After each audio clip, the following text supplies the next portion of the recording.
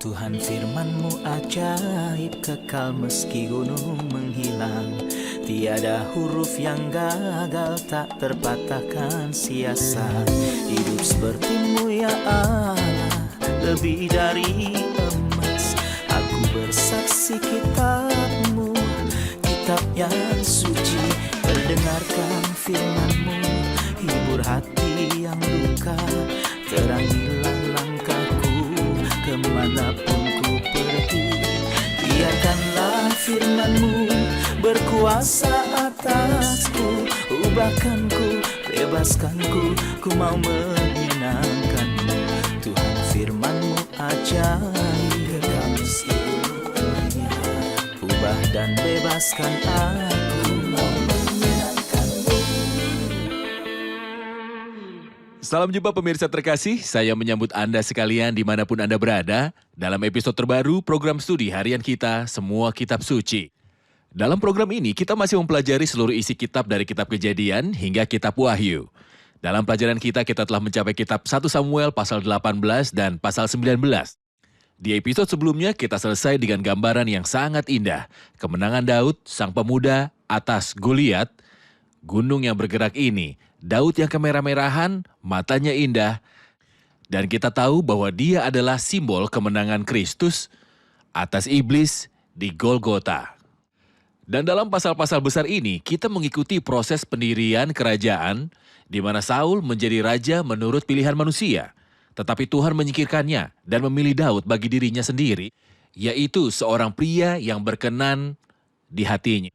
Untuk memulai, izinkan saya menyambut tamu kehormatan di studio, para hamba Tuhan, Dr. Moheb Nasif, selamat datang. Selamat datang. Dr. Ausama Atef, Selamat datang. Kami juga menyambut para hadirin yang ada di studio, selamat datang.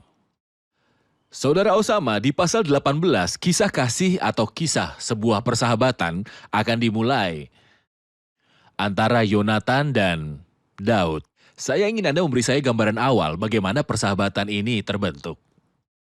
Saul, ayah Yonatan, sedang berbicara dengan Daud. Setelah kemenangannya atas Goliat, dan Yonatan mendengarkan percakapan tersebut. Dan banyak hal dalam diri Daud yang sangat menarik Yonatan. Seperti kepercayaannya kepada Tuhannya dan ketergantungan penuhnya kepada Tuhan saat menghadapi Goliat. Dan faktanya, Yonatan mengungkapkan kepercayaan ini kepada Tuhan dan iman ini sebelumnya. Yakni di pasal 14 ketika dia bersama dengan pembawa senjatanya naik melawan Filistin. Kita dapat mengatakan bahwa ada harmoni spiritual, tidak hanya kesepakatan intelektual, meskipun Dia merasa bahwa mungkin dia ada adalah dari jenis yang sama dan sifat yang sama. Ya tentu saja. Sama spiritual, sama intelektual, dan sama usia, jiwa Yonatan dirajut dengan jiwa Daud. Dan di sini, kita dapat mengatakan bahwa apa yang menjadi ciri hubungan ini dalam ayat-ayat yang disajikan dalam pasal 18. Yakni pilihan, pemberian, dan kesetiaan. Persahabatan adalah sebuah pilihan. Mungkin saya tidak dapat memilih orang tua saya, mungkin saya tidak memilih saudara laki-laki saya, mungkin saya tidak memilih keluarga saya. Tapi yang pasti, saya mempunyai kebebasan untuk memilih. Ketika saya memilih teman saya, persahabatan adalah pilihan. Dan Yonatan benar dalam memilih Daud sebagai teman. Kemudian kita temukan bahwa memberi itu saling menguntungkan. Jika persahabatan dicampur dengan segala jenis keegoisan, Ketergantungan. hubungan ini gagal total. Atau jika memberi hanya dari satu sisi, ketergantungan seperti yang Anda katakan, hubungan ini akan gagal total. Kita melihat itu. Yonatan memberikan pakaiannya, pedangnya, jubahnya, dan baju sirahnya kepada Daud. Dan nanti kita akan melihat bagaimana Daud memberi kepada Yonatan yang diwakili dalam pribadi Mephiboset. Namun juga yang menjadi ciri dari hubungan ini adalah loyalitas.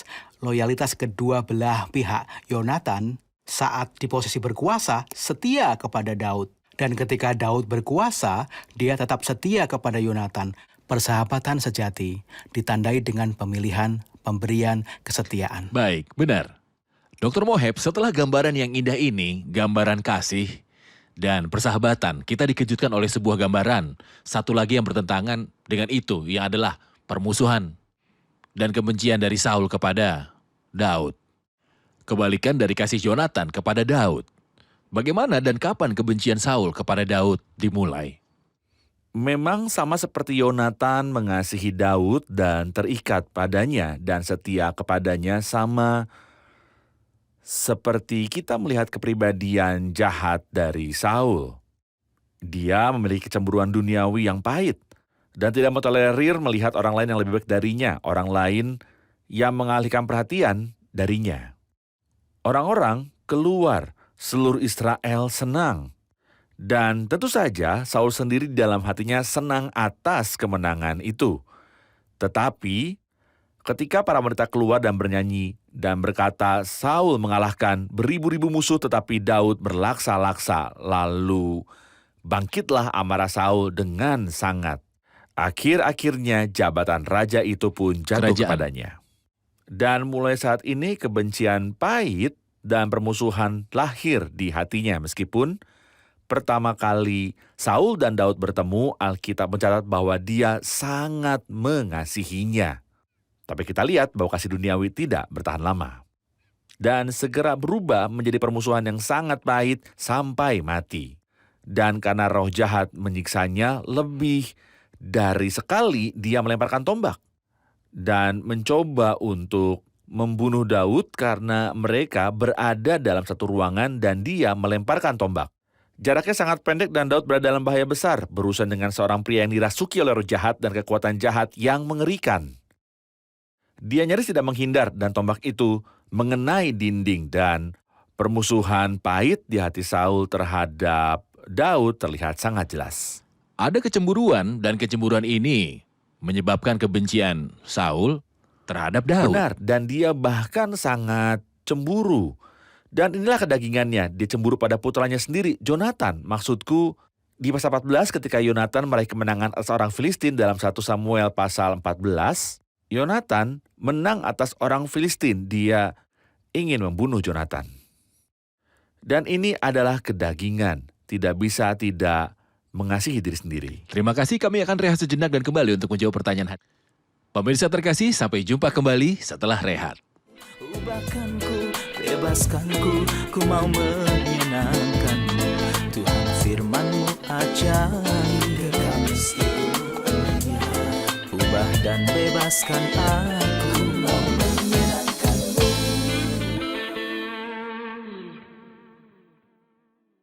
Kami kembali pemirsa terkasih untuk menjawab pertanyaan dari hadirin di studio. Ada pertanyaan? Silakan. Kita baca di pasal 18 ayat 10 bahwa Tuhan mengirimkan roh jahat untuk menyerang Saul. Bagaimana Tuhan mengirimkan roh jahat untuk menyerang seseorang? Benar.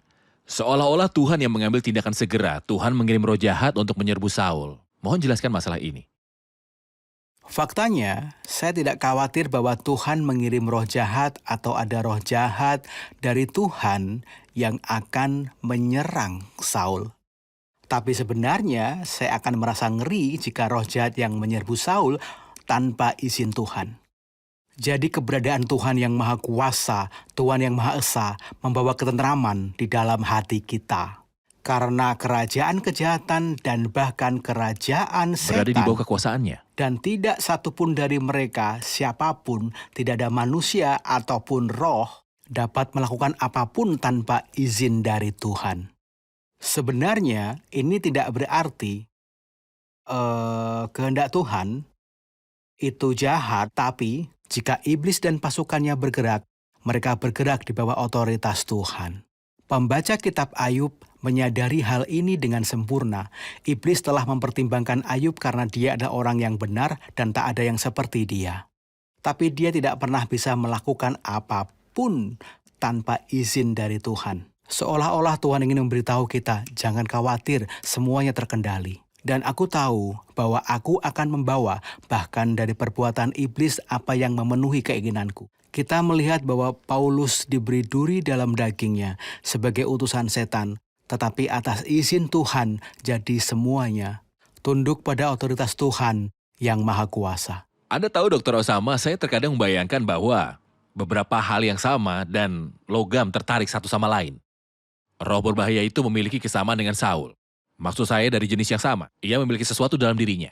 Tetapi Tuhan terus menempatkan penghalang antara roh yang berbahaya ini dan Saul selama Saul memerintah bangsa ini, selama Saul memimpin bangsa ini. Sampai Tuhan memutuskan untuk menghapus perlindungan ini sehingga hal-hal yang serupa tertarik satu sama lain dan roh jahat itu telah menguasai Saul. Dalam sifatnya ia memiliki beberapa hal yang sesuai dengan hal-hal lain itu. Saudara Moheb, ketika kita masuk ke pasal 19, saya ingin Anda memberi saya ide dasar tentang pasal tersebut. Apa subjek utamanya? Fase baru dimulai dalam kehidupan Daud ketika dia merasakan bahaya di sekelilingnya saat berada di rumah Saul. Dan Saul jujur dalam mengungkapkan kebenciannya terhadap Daud dan usahanya untuk membunuh Daud. Dan Daud harus meninggalkan rumah dan melarikan diri dan bersembunyi dari kejahatan. Faktanya, Yonatan, anak Saul, sangat suka kepada Daud. Dia sangat mengasihi Daud dan dia tidak akan menerima sama sekali bahwa apapun akan menimpanya. Tetapi pada saat yang sama dia memikirkan Saul dengan baik. Dan dia merasa bahwa masalahnya minimal dan ketidaksepakatannya minimal. Situasinya bisa berubah baik, mudah-mudahan. Memang benar bahwa dia gila dan roh jahat ada padanya. Tapi dia juga memiliki hati yang baik dan semuanya akan baik-baik saja. Mudah-mudahan, mungkin dia akan menjadi baik. Aku akan berbicara dengannya. Dia menginginkan baik Daud maupun Saul. Tentu saja konsiliasi ini tidaklah mungkin. Pelatihan ini dalam kehidupan Daud sangat mahal dan ini adalah semacam persiapan ilahi sebelum dia duduk di atas tahta kerajaan. Selalu sebelum Tuhan memakai seseorang dengan cara yang penuh berkat, dia mempersiapkannya melalui pelatihan yang sangat sulit. Dia menyempurnakan karakternya dan menyelesaikan kedewasaannya. Allah melatihnya untuk bertahan dalam kesulitan sebelum dia duduk di atas tahta dan memerintah atas bangsa ini. Hal yang sama terjadi dalam pelatihan Yusuf sebelum ia duduk di atas tahta Mesir dan menjadi penguasa atas seluruh tanah Mesir. Dia melalui perjalanan pelatihan dan cobaan yang sangat sulit. Benar. Pelatihan Daud sangat pahit karena itu mengancam hidupnya. Dia melarikan diri secara ajaib. Dia menderita selama lebih dari 10 tahun dan mungkin hampir 15 tahun.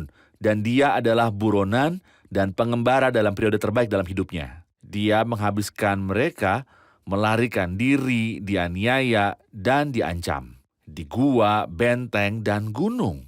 Pernah di padang belantara Zif, waktu lain di padang gurun Maon, waktu lain di padang gurun Paran, dan waktu lain di benteng En-Gedi, dan satu lain di Hores. Dan satu kali di padang gurun Yehuda, dan seterusnya. Dia bergerak sambil melarikan diri, berkeliaran, tetapi Tuhan mengawasi Daud. Dan tepat di tengah bahaya yang dia hadapi, Tuhan mendorongnya. Dan dia menulis Mazmur 59, ketika Saul mencoba untuk menjaga rumah Daud dan di pagi hari mereka berniat untuk membunuhnya. Mereka mengepung rumah dan Mikal menyadari bahwa jika engkau tidak dapat meluputkan dirimu malam ini, maka besok engkau akan dibunuh. Dia menulis Mazmur 59 dan dia berkata, Tuhan, pada waktu pagi aku bersorak-sorai karena kasih setiamu.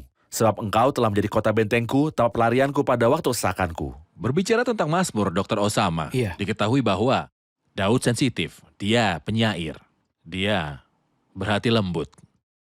Dan siapapun yang membaca Mazmur tahu bahwa itu menceritakan pengalaman dan perasaan batin Daud. Tentu saja dia mengungkapkan pengejaran Saul kepadanya seperti yang kita dengar dan kebencian orang-orang terhadapnya sementara dia dikejar dalam beberapa Mazmur. Mohon beri kami gambaran tentang beberapa Mazmur yang ditulis Daud ketika dia dikejar dan bagaimana kondisinya. Ya, di sini di pasal 19, Mikal membantu Daud melarikan diri dari Saul. Dan Dr. Moheb menyebutkan Mazmur 59 dan saya juga ingin sekali membaca Mazmur ini. Judulnya untuk melihat reaksinya dan bagaimana Tuhan memakai penderitaan dan kesulitan mempersiapkan kita sebagai orang percaya. Dalam Mazmur 59 untuk pemimpin biduan, menurut lagu Jangan Musnahkan, Miktam dari Daud. Ketika Saul menyuruh orang mengawasi rumahnya untuk membunuh dia. Alkitab mengajarkan bahwa kalau ada seorang di antara kamu yang menderita, Baiklah ia berdoa. baiklah ia berdoa berkali-kali masalah, kesulitan, dan penderitaan. menghasut kita untuk berdoa. Berdoa bukan hanya memakai kata-kata, keluhan dan ratapan untuk diri sendiri, tetapi kita berdoa untuk mengungkapkan keyakinan kita kepada Tuhan dan perlindungannya dan kepercayaannya kepadanya. Anda membaca dalam Mazmur ini, dia berkata kepadanya, "Lepaskanlah aku dari musuhku, ya Allahku." Seolah dia menganggap bahwa Tuhannya adalah tempat berlindung dan bentengnya. Memang benar dia melarikan diri ke benteng, tapi dia menganggap Tuhan tempat perlindungan dan Tuhan benteng. Bahkan ketika kita berdoa, di tengah kesulitan demi kesulitan, tingkat spiritual kita meningkat. Dan ketika tingkat spiritual kita meningkat, kita mulai bernyanyi dan berdoa. Untuk alasan ini Yakobus berkata, kalau ada seorang di antara kamu yang menderita, baiklah ia berdoa. Kalau ada seorang yang bergembira, baiklah ia bernyanyi. Seolah ia ingin berkata, jika ada di antara kamu yang menderita dan berdoa, tentu dia akan bergembira di dalam Tuhan dan akan menyanyikan puji-pujian. Dan ini yang dilakukan Daud karena Mazmur tadi dimulai dengan doa. Diakhiri dengan nyanyian pujian, tetapi aku mau menyanyikan kekuatanmu. Saat kamu melarikan diri, kamu bernyanyi-kah? Aku mau menyanyikan kekuatanmu pada waktu pagi. Dan saat kamu dalam kesulitan dan kesusahan ini, apakah kamu bernyanyi? Doa mengubah kesedihan menjadi kegembiraan. Meskipun ada masalah yang terus-menerus, kita melihat ini di kitab Habakuk dalam pasal 3.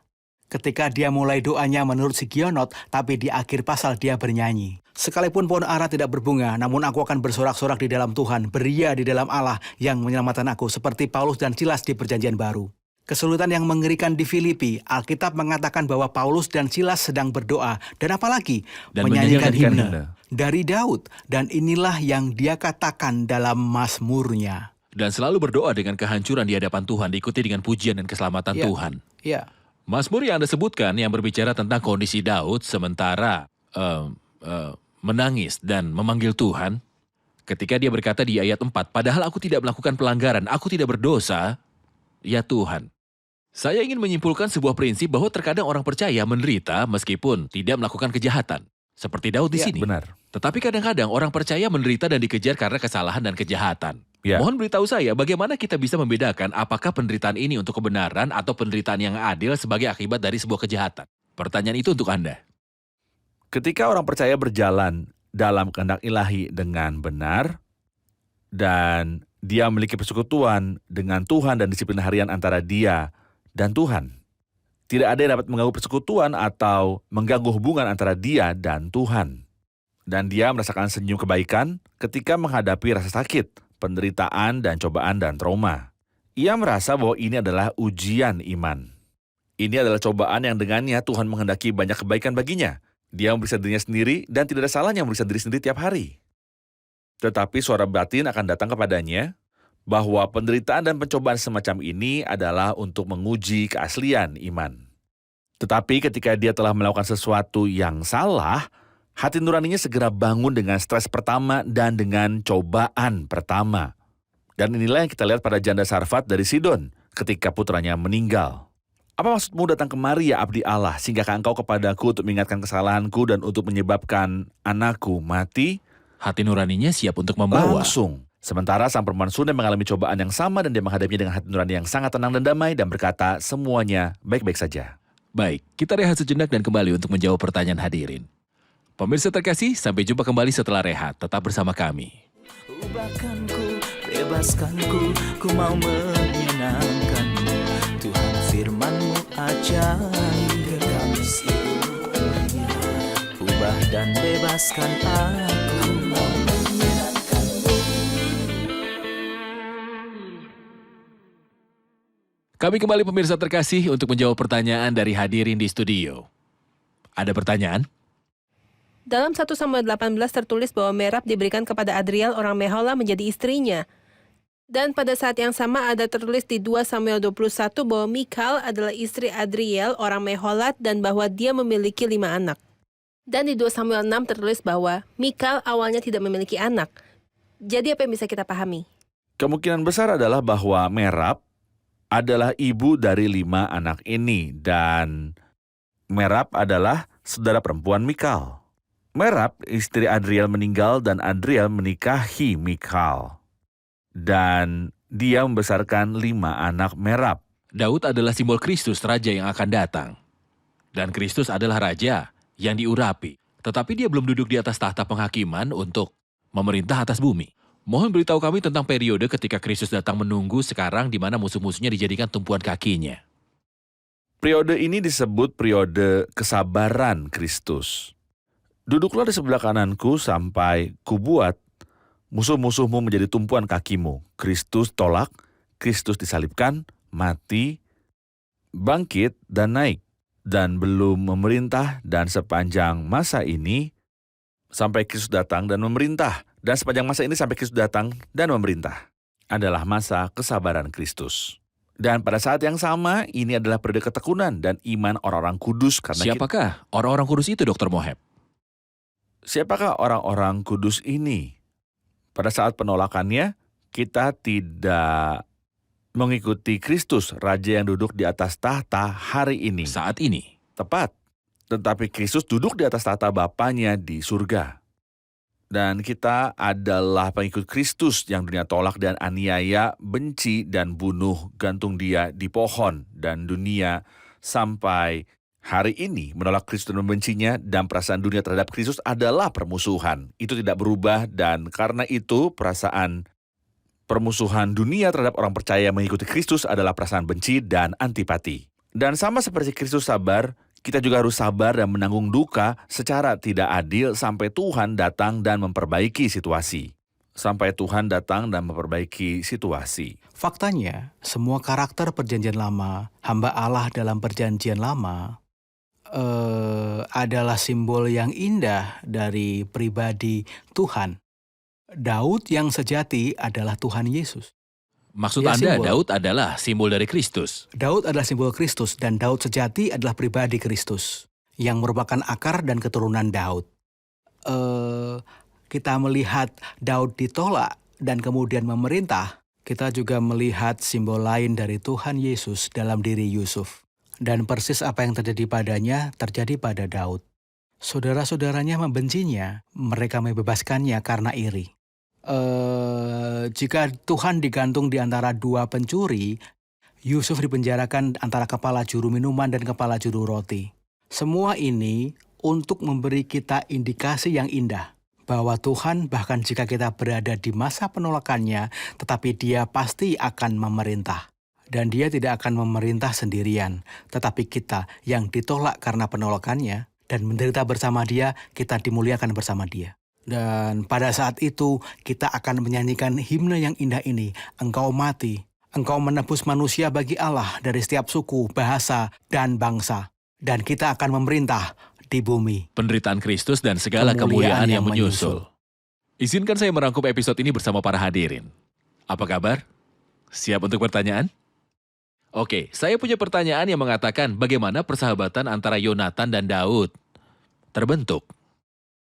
Kita melihat bahwa Yonatan terpesona oleh banyak kualitas Daud. Yang terpenting adalah ketergantungannya kepada Tuhan dalam segala keadaan hidupnya dan kepercayaannya kepada Tuhan bahkan saat menghadapi musuh-musuhnya. Dari sini kita belajar bahwa persahabatan sejati yang berbuah memiliki 3 karakteristik.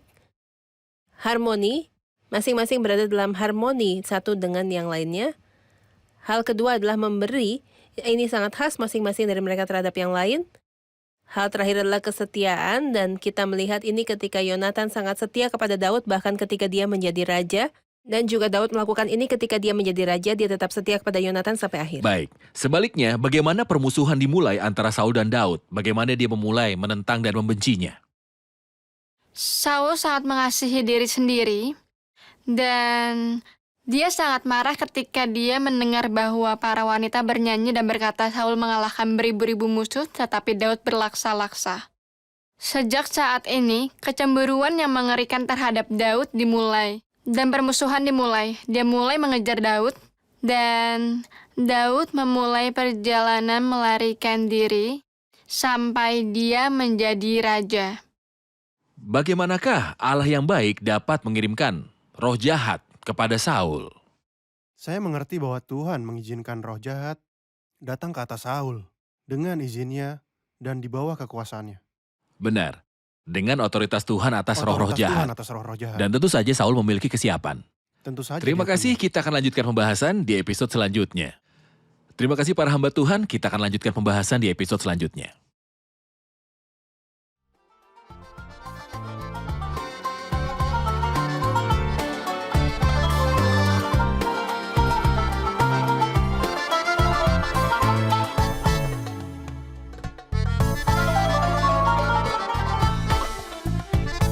أنا هفرح بيك علشان انت بتكفيني، أنا ههتف ليك علشان انت بتحميني. أنا هفرح بيك علشان انت بتكفيني، أنا ههتف ليك علشان انت بتحميني.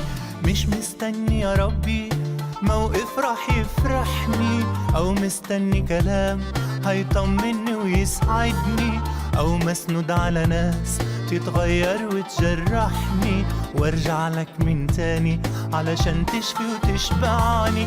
مش مستني يا ربي موقف راح يفرحني، أو مستني كلام هيطمني ويسعدني، أو مسنود على ناس تتغير وتجرحني، وارجع لك من تاني علشان تشفي وتشبعني.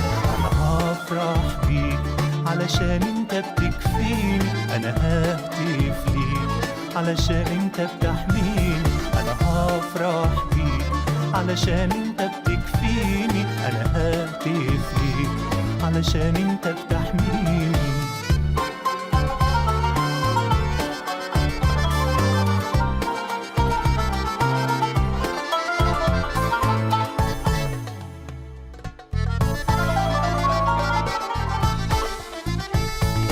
مش رح انزل عيني من على شخصك وجمالك، واتذكر ضعفاتي وخيانتي وكسر كلامك، وياك بتجدد عهدي تغمرني بنهر سلامك، وتفت فيا بروحك بشهادة المجد جلالك. مش رح انزل عيني من على شخصك وجمالك، واتذكر ضعفاتي وخيانتي وكسر كلامك، وياك بتجدد عهدي تغمرني بنهر سلامك، وتفت فيا بروحك بشهادة المجد جلالك. أنا هفرح بيك علشان انت بتكفيني، أنا ههتف ليك علشان انت بتحميني. أنا هفرح بيك علشان انت بتكفيني، أنا ههتف ليك علشان انت بتحميني.